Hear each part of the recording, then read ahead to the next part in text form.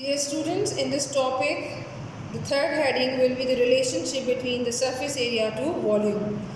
इस टॉपिक में हम सरफेस एरिया और वॉल्यूम के दरमियान एक ताल्लुक़ जो है वो आपके सामने डिस्कस करेंगे, जिसमें हम ये देखेंगे कि किसी भी ख़ास शेप या साइज़ के हामिल सेल्स किस तरीके से कम जगह घेरते हुए ज़्यादा से ज़्यादा अपना फंक्शन बेहतर तरीके से अंजाम दे सकते हैं। तो एक तरीके से हमने यहाँ पर जो रिलेशनशिप यहाँ पर कायम किया है वो किसके दरमियान है, वो सरफेस एरिया और वॉल्यूम के दरमियान है, जिसमें सरफेस एरिया के वो सेल कितना एरिया कितनी जगह घेर सकता है और कितने मैक्सिमम या मिनिमम वो काम अंजाम दे सकता है, और उसका साइज़ छोटे और बड़े होने से उसके काम पर क्या फ़र्क पड़ता है।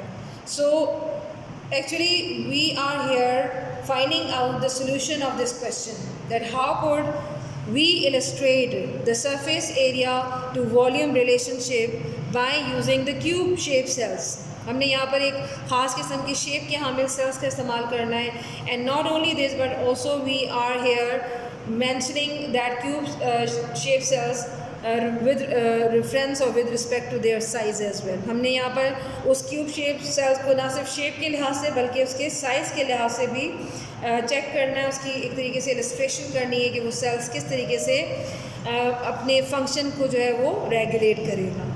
सो most cells are small in size, जैसे कि हम जानते हैं कि ज़्यादा सेल्स जो होते हैं वो छोटे साइज़ के होते हैं, और यहाँ पर हम जो रिलेशनशिप बना रहे हैं कि in relation to their volume large cells have less area. हमने जो यहाँ पर अपना कॉन्सेप्ट क्लियर करना है वो ये करना है कि हमारा जो सरफेस एरिया और वॉल्यूम का जो एक रिलेशनशिप है वो कैसे हमें समझ में आएगा कि जितना सेल का साइज़ या वॉल्यूम बड़ा होगा, वो सेल लार्ज होंगे, उतना ही सरफेस एरिया उनका कम होगा as compared to the small cell. तो पहला कॉन्सेप्ट हमारा क्या होगा कि वॉल्यूम मीन होता है साइज़, जितना सेल का साइज़ बड़ा होगा उतना ही वो कम सरफेस एरिया के हामिल होंगे, जबकि जितनी सेल के साइज़ जो है वो स्मॉल होंगे, वो सेल छोटा होगा, उतना सरफेस एरिया वो ज़्यादा लेंगे। So this relationship can be best understood by using the cube shaped cells, and I'm going to draw the figure in front of you which shows the one large cell and the 27 small cells, and in both cases you will find the total volume which will remain always the same. So let's begin with our calculation or different aspects of this whole phenomena or relationship. First I am going to draw the figure in front of you of one large cube shape cell. तो ये suppose करें कि हमारा cube shape cell है और इसमें हमने एक न्यूक्लियस भी यहाँ पर ड्रॉ कर लेते हैं। सो ये हमारा एक क्यूब शेप जो है वो सेल बन रहा है, जिसमें हमने ये देखना है कि इसका वॉल्यूम या सरफेस एरिया क्या है।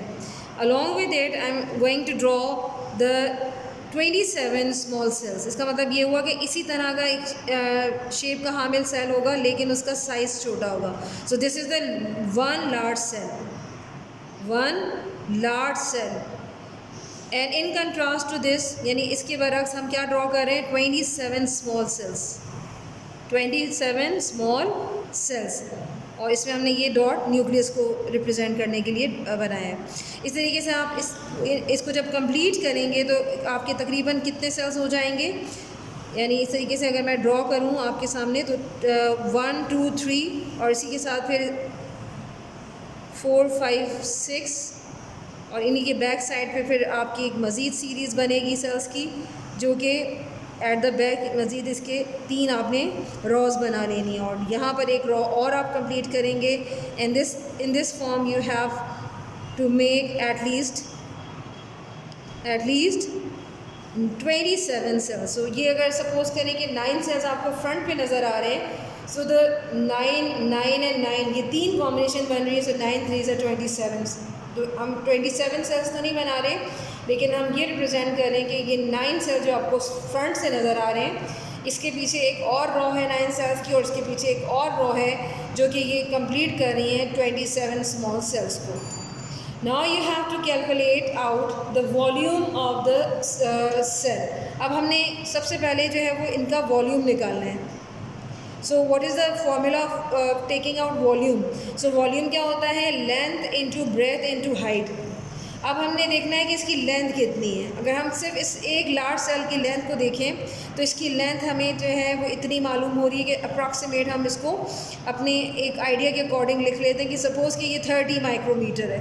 सो वॉल्यूम हमने कैसे लेना है, हमने length into breadth into height लेना है। तो इसका मतलब ये हुआ कि लेंथ हमारे पास इस वक्त अगर सपोज़ कि यहाँ पर 30 आ रही है तो हमारे पास पहली वैल्यू जो आपने यहाँ पर प्लेस करनी है length into breadth into height की, तो 30 माइक्रोमीटर आपने यहाँ लिख लेना है फॉर लेंथ। इसी तरीके से सपोज़ कि ये आपकी ब्रेथ है, ये क्या है, ये ब्रेथ यानी विड्थ है, तो multiply 30 micrometer and then again suppose कि अब इसको हमने हाइट ले ली है, ठीक है, यहाँ हमने लेंथ ली है, यहाँ हमने विड्थ या ब्रेथ ली है और ये हमारी हाइट कंसिडर होगी। So it will be 30 micrometer once again. हमने तीनों वैल्यूज़ जो है वो अपनी कांस्टेंट रखी है क्योंकि हमें एक इक्वल साइज़ का क्यूब शेप जो है हमने सेल लिया है जिसकी हम यहाँ पर लेंथ ब्रेथ और विड्थ जो भी आप ले लें और हाइट जो हमने इक्वल में हम इसका वॉल्यूम फाइंड आउट करना चाह रहे हैं। तो इट विल बी यानी आंसर आपका क्या होगा टोटल 27,000 माइक्रोमीटर क्यूब या क्यूबिक माइक्रोमीटर, क्योंकि हमने यहाँ पर क्यूबिक जितने भी यूनिट्स थे इनको ऐड अप कर दिया है, इसको सम अप यानी हमने एडिंग कर लिए या इसको जमा कर लिए।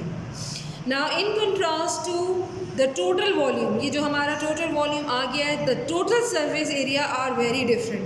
अब ये ज़रूरी नहीं है कि हमारा अगर वॉल्यूम दोनों सेल्स का सेम आ जाए तो ये भी ज़रूरी नहीं है कि सरफेस एरिया भी सेम हो। तो वही हमने चेक करना है कि अगर वॉल्यूम सेम है तो क्या सरफेस एरिया भी सेम आएगा। So it is not possible. Why? Because a cubical shape has 6 side. हमें ये पता है कि एक क्यूब शेप जो सेल या क्यूब शेप का हामिल जो स्ट्रक्चर शेप का हामिल जो भी ऑब्जेक्ट होता है उसकी 6 साइड्स होती हैं। 3 आपको इस वक्त नज़र आ रही है, 1 2 3 and the 3 are present at the back. तो 6 साइडेड ये स्ट्रक्चर होता है क्यूब शेप हामिल सेल, या 6 साइडेड जो है वो स्ट्रक्चर है, या हेक्सागोनल शेप का हामिल ये स्ट्रक्चर है। And due to having 6 sides its surface area is 6 time the area of one side. लिहाजा हमने एक साइड का ये मालूम किया, तो एक साइड का मतलब ये हुआ कि हमारे पास अगर ये पूरा एक शेप आपके सामने आ रही है तो इसका मतलब है कि ये इसकी लेंथ है, तो इसका मतलब है कि इसकी जो विड्थ और इसकी जो हाइट है उसको हमने भी इस तरह से लेना है कि सरफेस एरिया के अकॉर्डिंग इसको 6 से मल्टीप्लाई कर देंगे। क्यों? क्योंकि हमारे पास ये शेप जो है वो 6 साइडेड है। तो इसका एरिया जो है वो 6 टाइम्स है, तो एरिया ऑफ वन साइड को आपने कोशिश करनी है कि उसके अकॉर्डिंग आपने 6 से मल्टीप्लाई कर देना है। तो सरफेस एरिया ऑफ क्यूब्स कैसे मालूम होगा? सरफेस एरिया ऑफ क्यूब मालूम करने का बहुत ही आसान तरीका ये है that you have to just memorize your formula of surface area. For first we are going to write the surface area of one large cell. पहले हम अपने एक बड़े सेल का surface area मालूम कर लेते हैं कि वो कितना है। So surface area of one large cells can be calculated by first of all write down the number of the sites which is present in the cuboid shaped cells. So it is 6. Multiply length which is 30 micrometer as I have mentioned here into breadth which is also 30 micrometer. It means जो हमारे पास जो value आ गई है यहाँ पर वो क्या है? हमारे पास surface area of one large cell आया है and surface area of one large cell is equals to 6 is the number of sides multiply by 30 micrometre multiply by again 30 micrometre which are the length into breadth, जो कि हमारी length यानी लंबाई और चौड़ाई है। अकॉर्डिंग टू दिस जब हम इसको कैलकुलेट आउट कर रहे हैं तो हमारे पास रिजल्ट आता है surface area of one large cell which is 5400 micrometre square और cube that is also called squaric micrometre, not the cubic. Okay, now move on to the next finding and this finding is related to the surface area of one small cube, one small cell. अब हम जा रहे हैं किसकी तरफ? हमने इसका जो है वो सरफेस एरिया मालूम कर लिया है and surface area of one large cell is 5400, that is 5400। Now surface area of one small cell, suppose इसके लिए हम लेंगे ये वाला small cell and this small cell, अगर हम इसको अलग से ऐसे ड्रॉ कर लें छोटा सा, तो हमारे पास इसकी शेप कुछ इस तरीके से आएगी, लेकिन साइज़ जो है वो इसके अकॉर्डिंग छोटा होगा। Clear? So surface area of one small cell or one small cube shape cell can be calculated again by writing first of all the number of sides of the cube shaped cell which are 6 multiply, वही तरीका आपने length multiply by breath. लेकिन अब हम suppose कर लेते हैं कि हमारे पास जो स्मॉल सेल है या स्मॉल क्यूबॉइड या क्यूब शेप सेल है, उसकी लेंथ ब्रेथ और हाइट कितनी है। Length, this is breadth and this is height. तो लेंथ, हमें लेंथ और ब्रेथ से जो है वो मकसद है, we are not here mentioning the height. तो हमारी सपोज कि लेंथ आप कुछ भी ले सकते हैं, आप 5 ले लें, 10 ले लें, 15 ले लें, डिपेंडिंग अपॉन के साइज़ का अपने ध्यान में रखना है कि अगर ये 30 तो ऑब्वियसली इसकी लेंथ और ब्रेथ कम होगी। तो suppose according to book we are moving, so 10 micrometer is the length and breadth of this cell is again 10 micrometer. So by putting these two values in the formula of surface area of one small cell, we will get our answer in this way. So 10 tens are 100. So finally we 100 को अगर आप 6 से multiply करें, we will get 600 micrometer square. So square micrometer आपका जो है वो unit आ जाएंगे, and 600 will be your area of one small cell that is related to its surface area. But our answer is not ending over here. हमारा आंसर जो है यहाँ पर ख़त्म नहीं हो रहा। हमारा आंसर जो है वो कहाँ ख़त्म होगा, जब हम फाइनली अपने 27 स्मॉल सेल्स का सरफेस एरिया मालूम कर लेंगे। So surface area of now 27 small cells. अब हमारे पास 27 स्मॉल सेल्स का सरफेस एरिया क्या निकलता है, ये हमने फाइंड आउट करना है। And to find out this answer हमने करना क्या होगा, again we will write the same formula. हमने यानी कोई इतनी चेंजेस नहीं करनी है, सिर्फ ये हमें पता चल गया है कि एक स्मॉल सेल जो इसमें 27 स्मॉल सेल्स में जब हमने एक का सरफेस एरिया निकाला तो वो 600 माइक्रोमीटर स्क्वायर था।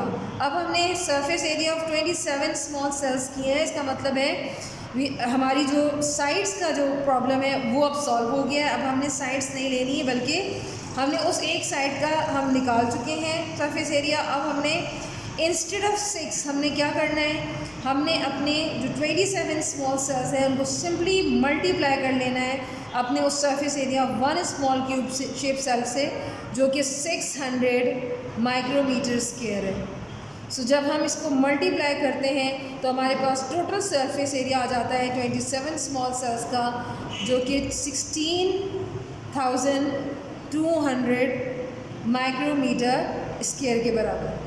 सो फाइनली हमारे जो रिज़ल्ट इस वक्त आपके सामने आया वो क्या है,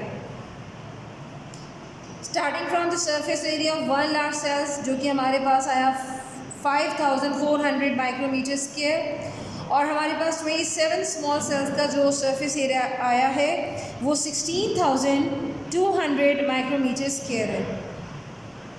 अब हमने इन दोनों जो सरफेस एरिया इनको कंपेयर करना है, तो you will get your answer कि एक लार्ज सेल का सरफेस एरिया कम, जबकि 27 स्मॉल सेल्स का जो सरफेस एरिया है वो ज़्यादा है, जिससे हमें ये नतीजा या ये रिज़ल्ट निकालने में आसानी हो गई कि अगर वॉल्यूम यानी जो हमारा इब्तदाई वॉल्यूम था जो कि 27,000 माइक्रोमीटर क्यूब था, और हम ये भी देख रहे हैं कि उस वॉल्यूम के अकॉर्डिंग दोनों के जो वॉल्यूम हमने लिए वो सेम थे, लेकिन उनका जो सरफेस एरिया था वो दोनों का डिफरेंट आया, जो कि हमें ये इंडिकेट कर रहा है कि जितना सेल्स बड़े साइज़ का होगा वो सरफेस एरिया ज़्यादा से ज़्यादा नहीं लेगा, यानी इसका सरफेस एरिया लेस होगा, कम होगा।